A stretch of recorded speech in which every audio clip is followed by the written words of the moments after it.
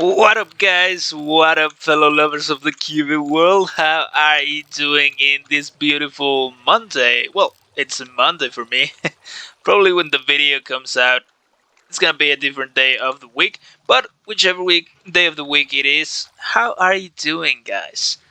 Yeah, it's been a little while, like 2 or 3 weeks probably. I've been so busy, but I'm almost finished with my semester, so we're gonna get to a period where I can have a lot of time to record again. So yeah, but we are back in the Let's Play, and today I want to do some things. Actually, uh, well, first of all, you might notice that this area is a bit more cleaner than last time. We still have a lot of shulker boxes out here, but these are the ones that I've been using for the nether tunnels. These are the materials that I've been using to build them. Of course, we are still yet to be finished with those. There's actually a lot of tunnels that have to be still started. I haven't started most of them, so a lot of kilometers of tunnels are yet to build. This I'm gonna ditch it because, as we said, we're gonna reset the Christmas area. I don't know if I said in an episode or as I was streaming, but we are gonna reset the Christmas area because I didn't really like it. That's why last year we didn't do anything about that. But look at these guys. I've been a good boy and I've put all my stuff in shulker boxes here in the ender chest. So now all of these shulker boxes have important stuff. Here we have, well, I'm yet to decide the lime one with slime or sticky business. I don't know, maybe other stuff. But yeah, we don't have the complete 16 set of colors here. Well, 17 if we count the normal one. But yeah, for the main ones, we already have a lot. Here we have rockets and ender pearls, survival supplies. Here we have like food, arrows, totems. Oh yeah, because as you can see, I've installed a little texture pack here that I have a totem in my offhand, but you cannot really see it here on screen because it's so annoying when totems like take up your screen. It's like shields, but they're more useful totems. So yeah, I've started using totems because before I had it like in this slot, which by the way, if you didn't know that, I've mentioned this a couple times, but when you open your inventory, your mouse cursor is right on top of that slot, so you can easily just click F and quickly equip whatever you have there, either a shield or a totem or a boat, I don't know, maybe a water bucket if you like to do MLG stuff.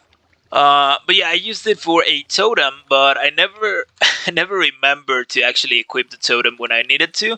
So instead, I've resorted to always have it in my offhand, and that way we can use it. And of course, I installed the texture pack so that we don't really see it here. But anyways, we have utilities, we're all the workbenches and some beds, some water stuff, ice whenever we need them, ender chests. I craft a whole stack of ender chests, some shulker shells, which by the way, these are all the shulker shells that I have left in this world. So we really need to fix that shulker farm very soon because there's a lot of projects upcoming that are gonna use a lot of shulker boxes. So yeah, that's the project for soon. A toolbox with all my backup gear. We have a lot of silk touch pickaxes, a lot of fortune pickaxes because you know pickaxe is the tool that we use the most. We have a normal shovel, silk touch shovel, fortune shovel, the same with the axe, the same with the hoe. We have a complete diamond armor set, completely enchanted. As a backup, we also got this trident, which by the way was sitting in this chest, which I also ordered for a long time. This trident we got very early on in the world. I think it was first episode or second episode that we got it, but I had never enchanted it. I finally enchanted it and I put on channeling on it so we can get some creeper heads at some point. So that's cool. We got some bolo enchantings to repair our stuff whenever we need it to be repaired. I also enchanted all my elytras, which by the way I only have 4 at the moment. I really need to get my hand on some more. We have the wood box, the red box, which you obviously know, and the gold box for all the gold blocks that we have. So as you can see, guys, I organized my stuff as much as I could here. Of course, we have some stuff that we have yet to be to organize. We did all this on stream last Friday, so actually not last Friday, 2 Fridays ago, because last Friday I didn't stream. But yeah, we also ordered some of the stuff that we didn't find space for example, this stuff that I don't remember why I put it in a box. And we have here in the fisherman shack, we have the totems, we have the saddles, some armor for the horses, and some buckets of pufferfish. So all of it is now organized, guys. And yeah, that doesn't mean that we don't require another bigger storage room or storage system, because I do want one. I'm getting kind of sick of all my stuff being here. It's all crammed up. I have to look up for ways to store more stuff, like shulker boxes and stuff, to fit more in. So yeah, that's a project for the future. But today, let's do something else. Actually, before we do something else, let's pay our respect for our snowman here who died. I don't know how. I'm assuming it was a creeper, maybe shot by a skeleton or something. Because yeah, our snowman is not here anymore. And I hate to say it, but we don't have a snowball farm anymore. They're not difficult to make anyways, but yeah, he's dead and we might need to make some reparations here on this area. And talking about some reparations, there's also been another creeper explosion right here in the Fantasy Land. I've already partially repaired it, but we were missing a lot of concrete powder to repair it, so I've gone for some, and now it's like if nothing had happened. So that's cool. But the reason we are here in the Fantasy Land is because I have a very big project I want to do. Last episode we said we were gonna fix some of the farms, like for example the raid farm that has not been working like ideally. But I thought about it, and I think the raid farm is kind of overpowered. Actually, we get a lot of emeralds. You can see actually in here. I've already traded all of this glass with some of the emeralds that we got left, that we got from the raid farm. Sorry, but we have still a lot of them left, and this is not all of it, right? So yeah, I think it's kind of overpowered, even if we cannot use it like constantly. So I think I'm gonna leave it like it is, and yeah, I'm gonna use the emeralds to trade for some more glass, because for the project that I am planning on doing today, or starting, because it's a very big project, we're gonna need like over 3 double chests of glass. So yeah, that's what I've been doing lately, trading for glass. And also, what was the other thing that I was doing? Oh, right. The other thing that I've been doing is killing wither skeletons. Yeah, I've killed 240. That's not from from recently, probably from all the time that we've been in this world. But I've been busy killing those because we're gonna kill a wither later today, or at least I want to do so. Hopefully, we have time for that. But anyways, let's use some up of this concrete. Okay, let's start with today's main project, which is a cactus farm, believe it or not. I want to build a huge cactus farm that goes from 320 to all the way down to 0. Now, of course, you can already tell that's a big project. And, well, I am not yet decided to where the cactus farm where I want to build the cactus farm, sorry. I was thinking here on the Fantasy Land because, well, it's a farm after all, and we have this middle space here that I haven't used, and I thought it would be a very, well, it would make a very great centerpiece for the area right here up top, all the way to the top, sorry. But I also think that if we ever build some other farms back here, it's gonna kind of block the view. So instead, I was thinking maybe on building it here on the side, like very far away, just as a backdrop view, you know. And well, we could be able to see it from here, and maybe not load it for the looks of it, but it's gonna be so massive that we just need to get close to it, and we basically can get all the cactus that we need in just a few seconds. So I think that's what we're gonna build. Where we're gonna build it. It's a chunk-sized farm. So it's gonna be a farm that is one chunk wide and for from all four sides, right?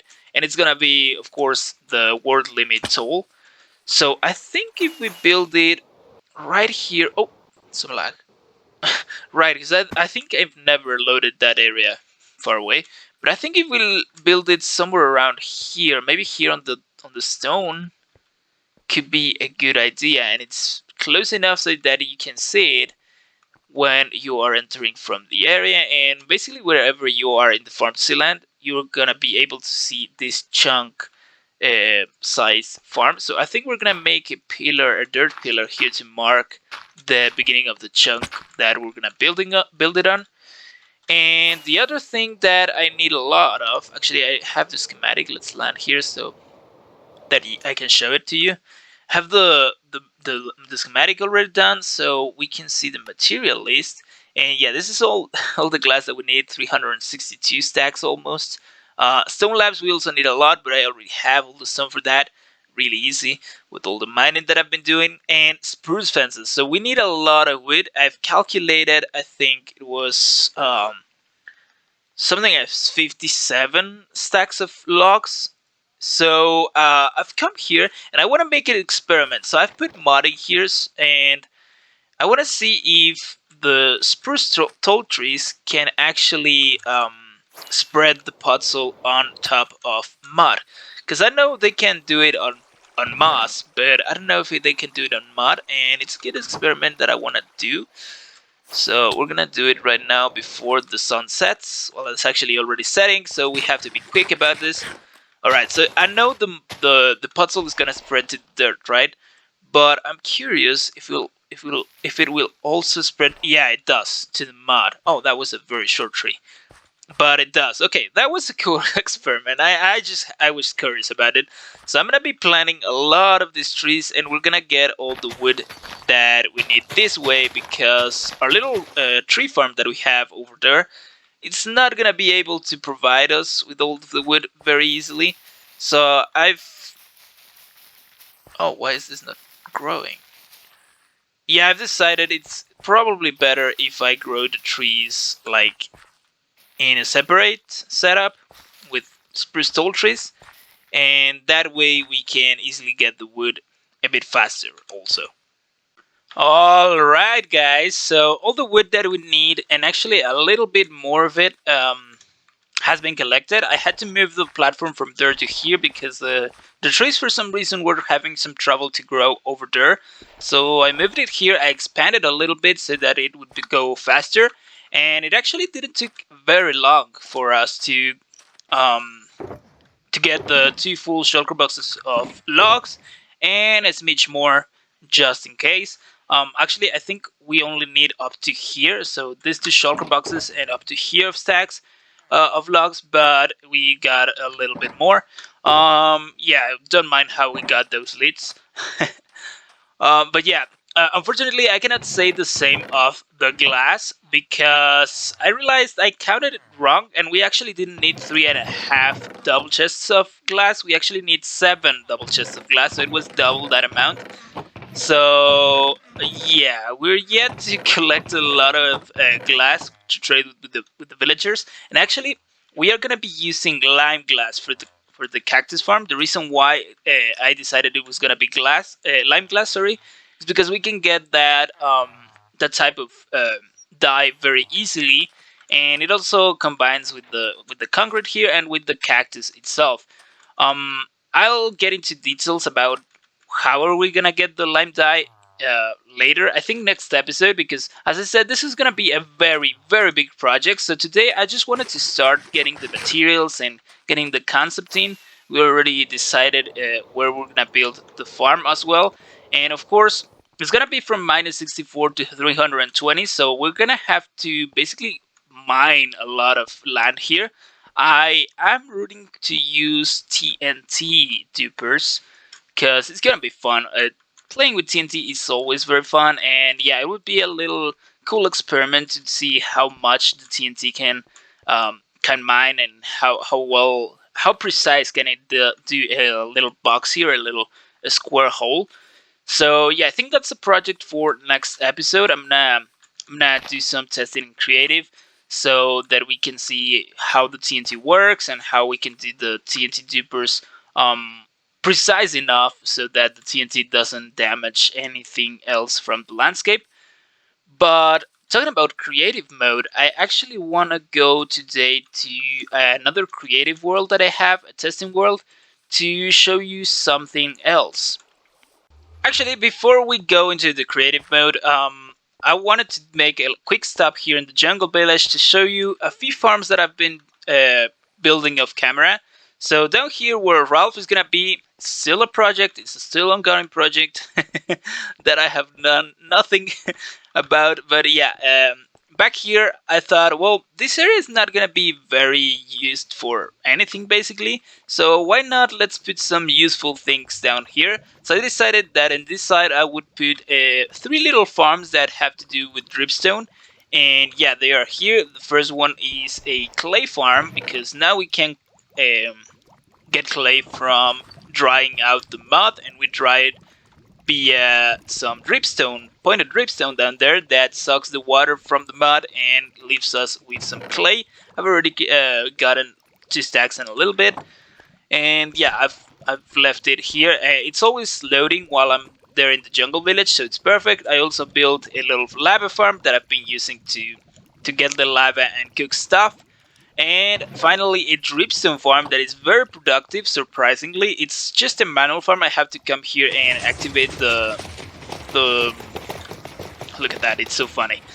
The the harvesting of it. But yeah, then I just come here and manually collect everything. It's fun. It's not bad. The farm actually it produces the dripstone quite faster than I thought it would.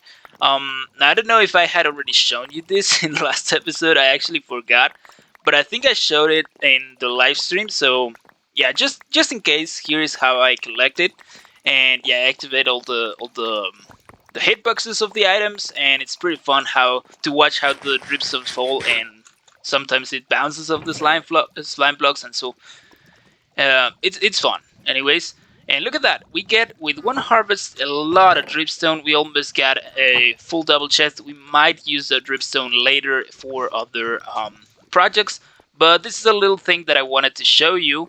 And there's one extra thing. So before we go into creative, I thought of maybe giving you an introduction of what we're gonna do in creative. Well, actually, I've already kind of done it. So you remember Rainbow City and the Prism Tower, right? It's still a project in progress because yeah, there's no, there's not much of a Rainbow City around here. It's just the Prism Tower, and that's it. So here inside, I've gone and put some brick and marked some of the, yeah, a little bit of a layout. So of what are we gonna do? I also put some glowstone here, but I want to change it later for prismarine lamps, or however they're called. So yeah, if you remember well, this prism tower is gonna serve as a crafting station for rockets. We're gonna have like random rockets, well, random dice and random ingredients for rockets dropping from all the way here in the from the tower, at the top of the tower, and maybe in different floors. We're gonna be dropping dice to down here to us, and here is where we're gonna be crafting all the rockets or rocket stars. I don't know. And yeah, that way we're gonna get so many colorful fireworks and randomized as well, so we don't really have to think about the fireworks that we make. And well, today I wanna kind of start working on some of the redstone, or at least show you what I've been working on with the redstone. So let's quickly get a teleport to the creative world. Alrighty, guys. So we are here in the creative world, and this is the redstone that we're gonna use for the firework randomizer thingy that we're gonna build in the prism tower. Of course, yeah, it's a lot, so I'm gonna try to make it fast here to run you through everything very fast. So first of all, I made this table here with the dice that we're gonna use. I know we have 16 dice in the game, But I decided to just use 12 for the system because the other 4 are black, gray, light gray, and brown. Yeah, there are colors that we don't want in fireworks usually, so yeah, I decided to use only these 12. Then firework rockets can be crafted also with shape modifiers, using a fireball, a golden nugget, a wither skull, creeper skull, skeleton skull, basically any head, but of course wither skulls are easier to get, of course. And the feather, we can modify the shape of the firework into a large ball, a star, a creeper face, and a burst. And we also have some additional effects that we can add to the fireworks. With the glowstone dust, we can add the twinkle, and with the diamond, we can add the trail. So there can be very expensive fireworks. Oh, I just broke that. Anyways, those are the things, and of course, we want to randomize the colors. Originally, I wanted to randomize them like completely, and also how many colors we got. But yeah, I'll get into that in a second. Then we have to randomize the shape modifiers, which by the way will take a slot in our crafting table, which is why I wanted to kind of play with the number of dice that we got. Also, the gunpowder that we need to craft the fireworks is gonna take up one space. And by the way, the shape modifiers we can only get one because we cannot really repeat them. If we go into large bowl, we cannot have a star at the same time. So yeah, we can only get one of those in each crafting recipe. Then the additional effects, we can have one or both or none, of course. Also here we can have none. So I've kind of done the redstone, or kind of designed the redstone so that we first check if we want to have additional effects. We'll do that with a simple randomizer of 50-50. Additional effect, yes or no. There we get a no. There we get a no. There we get a no. There we get a no. Believe me, we can get a yes. Oh, come on. There we go. There's a yes. It's 50-50. That way, that time we got really unlucky. But yeah, it's a 50-50 if we get a yes or a no for additional effects. Then we have to check if we want glowstone dust or diamonds or both. So here we go. If additional effects, how many? One or two? We got the same exact system again. That time we got very lucky to get both responses. So that time one means one and the other one means no. I mean two. Sorry. So yeah, if we get one, if we get a yes here, we can get one or two of those additional effects, and then we check if additional effects. Then are we gonna have modifiers? Because if we get none of the additional effects, I wanted that at least we get one of these. But if we get a yes here, either one or two of the additional effects, then I want to randomize again if we get a modifier, a shape modifier or not. So here we have the same exact system, but to see if we want a shape modifier if we get at least one of those additional effects. So it's a lot of logic things that we have to do, but that's the first part. Then the second part is separate and independent of this thing, and it's the randomizer for the dice. Originally, I had made this system, and I actually made a more compact system that would randomize the number of dice that we get. So yeah, if we got no additional effects and just one shape modifier, we can have at most 7 dice. So I had made this thing here to tell us how many dice randomly. There we got two 7s. There we got a 4. And then if we got the 2 of those additional effects and the one shape modifier, we could only get 5 dice. So here I had the 5 version and in between with the 6. Now, I don't think we're gonna use these 3 systems because they're very bulky, and in the end we have, well, they make the systems very slow because we get the number of dice that we get, and then we have to repeat a random die 7 times, which would slow the system a lot. So instead I opted for a different thing. But let's explain something else first. How are we gonna randomize what die do we get? Well, are you familiar with red coders? If not, this is basically one. This is a very simple one that I improvised in very little time. It basically gets a signal strength input like for example a 1, and yeah, it turns out, I mean, it gives out a redstone signal for a certain thing, right? For example, if we get a 7, this is the lamp for the 7, and it just outputs one single output, redstone output, based on how strong the redstone signal from the input is. That's 11, and it goes up to 15 because we have a redstone signal of 15 maximum.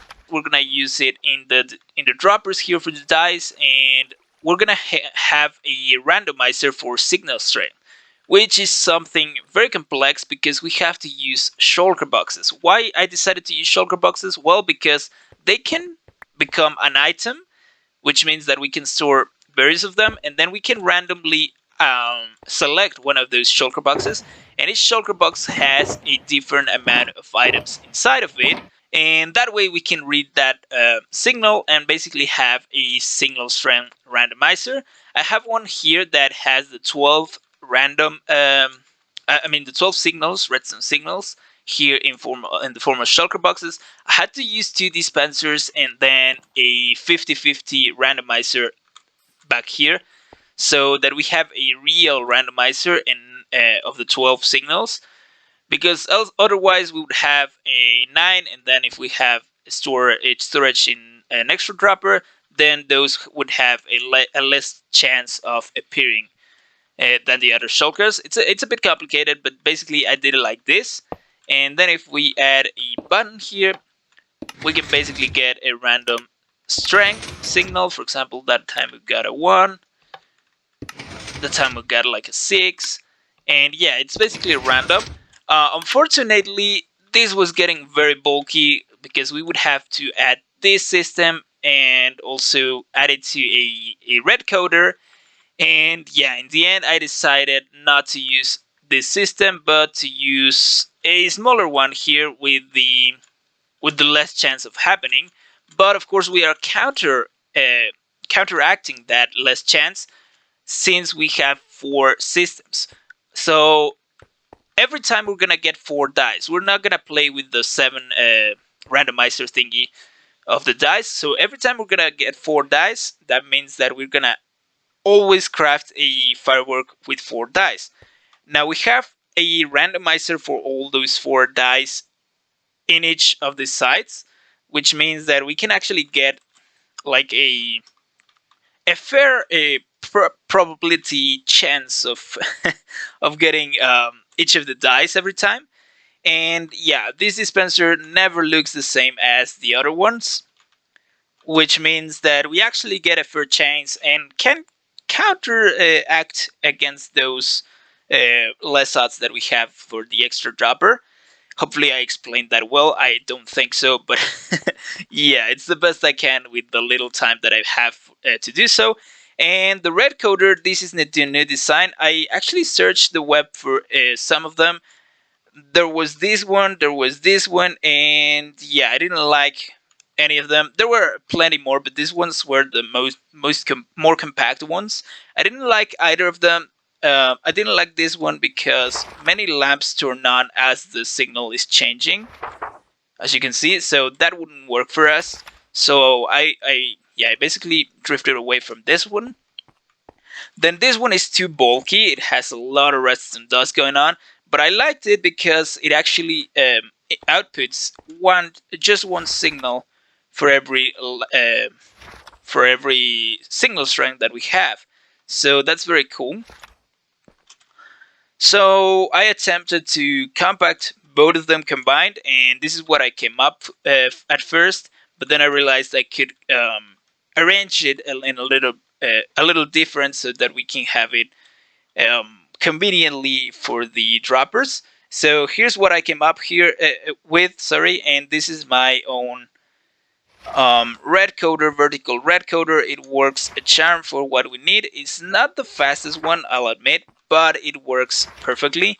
And I think I can show it to you here. Here we have it with the droppers. There's not any quasi-connectivity issues or anything, even though it seems like there could be. So we have a 5. If we press the button, we get the die 5. If we get, for example, a 9, then we get the 9th die. and yeah, so on and so forth, which with each of the numbers. And then I hook it up with the little system that I said we had changed for this. So here it is, and we have it 4 times, or copied 4 times into this dropsheet.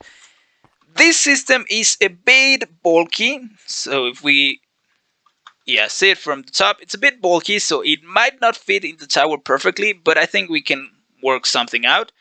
And yeah, that's about it. Finally, for the random modifier, shape modifier, we have a similar system, but just a smaller one here. And if we give a signal to this observer, we get one shape modifier randomly, as you can see. And that's all for the system, guys. So hopefully we have enough time for at least starting in to build it in survival. If not, well, we'll have to start it next episode. Good news and bad news, guys. Good news is that if we pop it right into here, we can see that I've changed the floor. I actually shifted it by 2 blocks, I think, and I've changed it for something more fitting of the rainbow theme right here. It's all concrete, colored concrete. I kept the circular shape right here, the circular layout, and I've also done some digging down here, hopefully enough to fit in some redstone. You can see I've already put a sticky piston right here to update this scaffolding, because that's what we're gonna use all the way up the tower to send a single redstone signal to activate the whole thing. So, oh, I forget. So as you can see, if we put an observer anywhere in the scaffolding line, when we trigger this, oh, the observer gets an update 3 game ticks after this piston retracts, because there are 3 scaffolding. So it's not gonna be the fastest system, because the delay becomes larger and larger the more scaffolding we get in here. But that's fine, because it also serves the purpose of letting us get upstairs right to here. As you can see, I've also cleared out all the floors here, so we can have clear how much space we have in here. It's not a lot, as you can see, so most of my systems are not gonna fit in here, but I think we can do some stuff to the outside of the tower, so that that middle part doesn't look bad with all the redstone in it. So that's not a problem, but yeah, this scaffolding is gonna go, well, as high as we can get it to go, because some of the systems actually require the center space to be clear. And then, well, I'm not sure where we're gonna place a hole here so that the items can fall down and we can craft the rockets. But the good news is everything is prepared for us to just come in here and fit in the redstone. The bad news, guys, is we have run out of time, and yeah, the episode is quite long already, so I'm not gonna drag it a lot more. So yeah, I'm gonna finish it here, guys, and I'm gonna be probably starting the next video with some redstone being done here. I'm not sure if I'm just gonna do like a little montage of me building the redstone and then explaining it all to you, or how we're gonna do that. But stay tuned for the next episode, because we're gonna have a crafting system for rockets, for random rockets, next episode, hopefully. And we're also gonna kill the wither that we wanted to kill this episode, next one.